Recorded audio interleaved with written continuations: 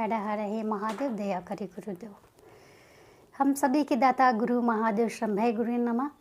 मैं शिव गुरु की कथा सुनाने जा रही हूँ। कृपया इसे ध्यानपूर्वक सुने और पूरा सुने। पूरा सुनिएगा तभी आपको दया मिलेगी तथा आगे की सीख मिलेगी। हर हर हे महादेव, दया करे गुरुदेव, शंभय गुरु नमः।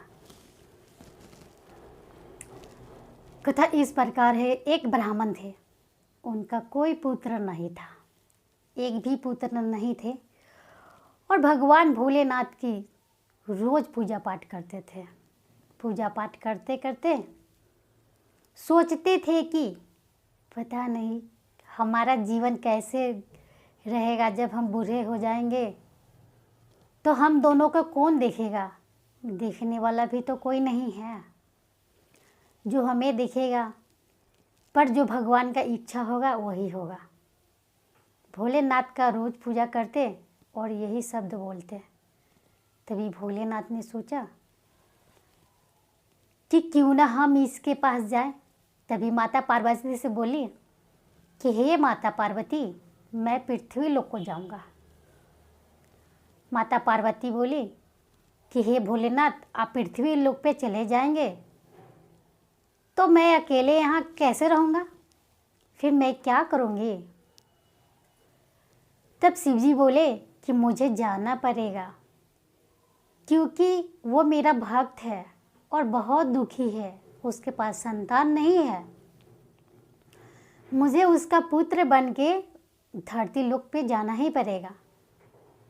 माता बोली ठीक है, आप चले जाइए, पर मैं एक मुहूर्त में आपके सामने ही रहूँगी।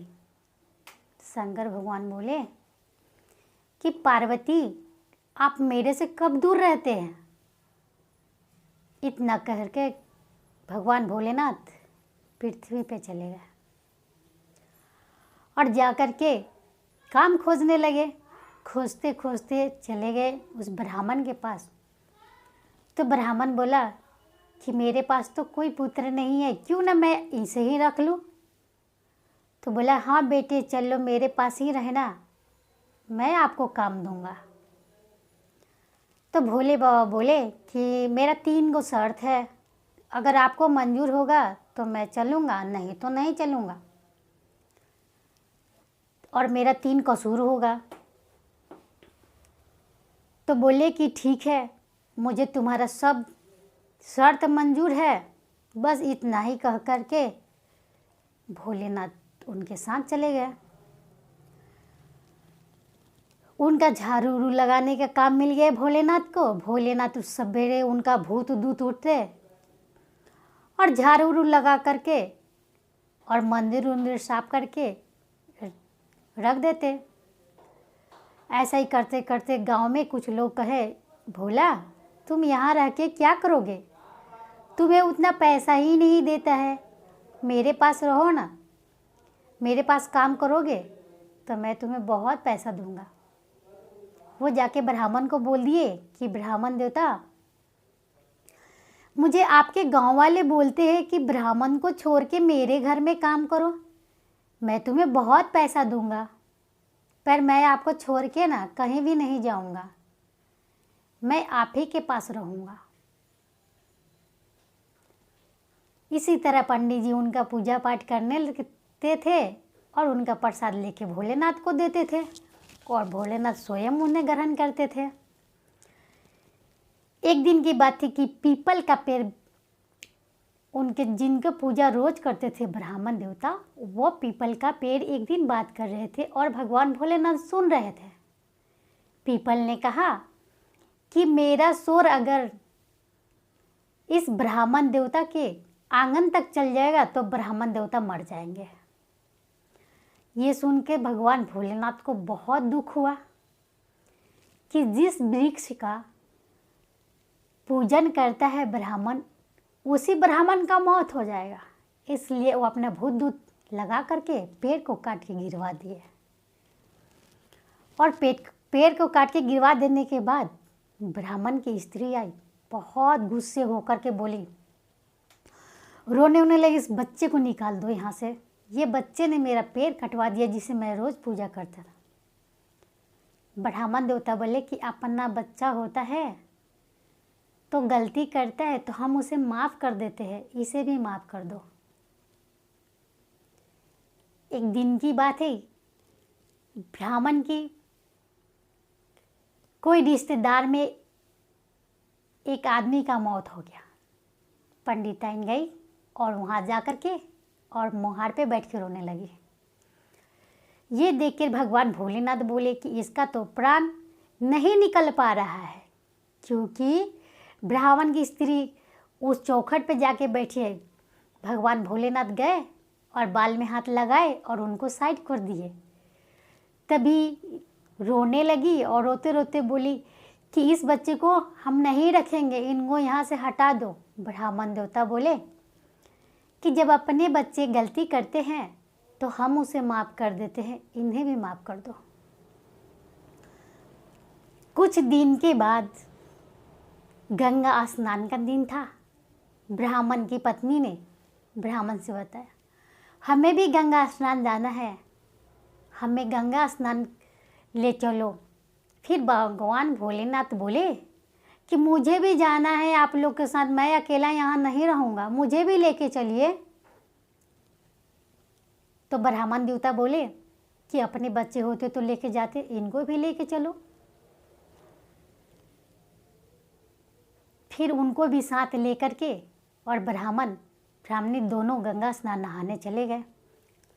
जाते जाते सभी कोई गंगा जी में स्नान कर रहे थे और ये दोनों भगवान भोलेनाथ दोनों आदमी को एक एक हाथ से उठाए और ले जा कर के उस डबरे में नहा दिए। तभी पंडिताइन फिर से गुस्सा हो गई, लेकिन पंडित जी को उनकी शक्ति का एहसास हो गया कि इतना छोटा बालक साधारण बालक नहीं हो सकता, जो एक हाथ से हम दोनों को उठा लिया, क्या ये साधारण व्यक्ति नहीं हो सकता। उनके मन में ये बात अड़ गई। उन्हें कुछ भी सोचने को मन ही नहीं आ रहा था सिवा कि आखिर है कौन, क्या ये साधारण स्त्री है, ये साधारण स्त्री नहीं हो सकती, ये साधारण पुरुष नहीं हो सकता, ये कोई बालक नहीं है, ये है कौन। आखिर गंगा में नहीं जाकर के हमें उस डबरे में क्यों नहाए। उनके मन में ये बात अटल हो गई और घर जाकर के खाना पीना सब छोड़ करके सो गए। ब्राह्मणी बोली कि हे पंडित जी, आप अन्न तो ग्रहण कीजिए, क्या बात है। नहीं, आज हमें भूख नहीं है। तब ब्राह्मण देवता ने उस बालक को पकड़ा और बोला कि आप सच बताइए कि आप कौन हैं, आप कोई साधारण बालक नहीं हैं।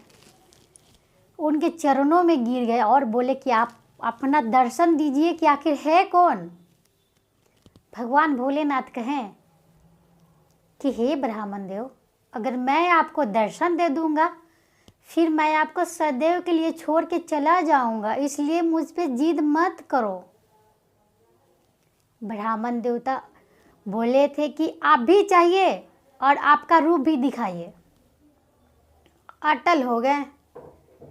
फिर भोलेनाथ बोले कि मैं अपना रूप साक्षात तुम्हें दिखाऊंगा, लेकिन मैं छोड़ के आपको चले जाऊंगा। ब्राह्मण देवता के आगे शिव जी का एक बात न चले और भोलेनाथ अपना साक्षात दर्शन दे दिए। माता पार्वती सहित अपना रूप दिखाए। ब्राह्मण देवता और उनकी पत्नी दोनों चरणों में गिर के भगवान भोलेनाथ से माफ़ी मांगने लगे और बोले, हे भगवान भोलेनाथ, मुझसे बहुत बड़ी गलती हो गई, कृपया करके मुझे क्षमा कर दीजिए। मैं आपको नहीं पहचान सकी क्योंकि मैं एक साधारण मनुष्य हूँ और आप भगवान हैं, इसलिए मुझे माफ़ कर दीजिए। भगवान तथास्तु बोल करके और बोले, हे ब्राह्मण देवता, मैं सदैव आपके साथ हूँ, इस लिंग रूपी में ही मैं स्थित हूँ। मुझे पूजोगे और जब भी मुझे पुकारोगे मैं तुम्हारे पास ही हूँ। हर हर महादेव, दया करी गुरुदेव। हम सभी के दाता गुरु महादेव शंभय।